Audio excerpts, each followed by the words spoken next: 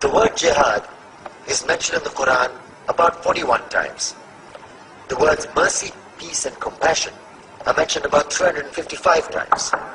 Yes, come in. Come on in, Riaz. Sit down, please.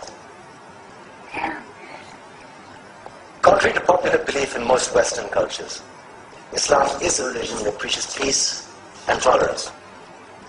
Yes, Patricia. If Islam truly is a religion that preaches peace, then how come the world's most troubled spots, the West Bank, Afghanistan, Pakistan, Iraq, they're all plagued with Islamic terrorism? Well, that depends on your definition of terrorism. Some might argue that the U.S. invasions of countries like Iraq and Afghanistan are also acts of terrorism. Those were acts of war to get rid of despotic regimes. Or a means of getting at a country's oil. Conspiracy theories. Well, yeah. Yes, please. Go ahead, Riaz. Mr. Khan is right. I mean, if we're talking about terrorists, the world's biggest terrorists are the white superpowers. Come on now. No, really, stop and think about it. Explain 9/11. Okay. Do you know how many people died in the Twin Towers strike? Around 3,000. And do you have any idea how many people died in the bombing of Afghanistan? Take a wild guess. More than 15,000 people died. And that's just conservative figures.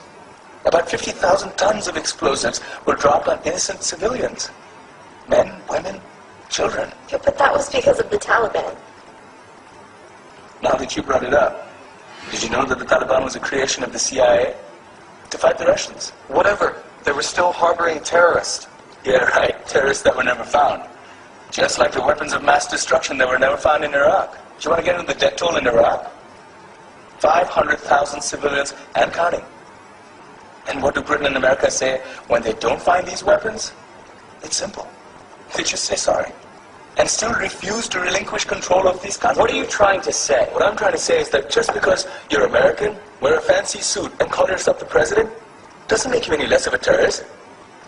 I'm saying that if you don't stop meddling in other people's countries, you will face a backlash. If Muslims like you feel that way, then why don't you get out of our country? We will. As soon as you promise to leave ours.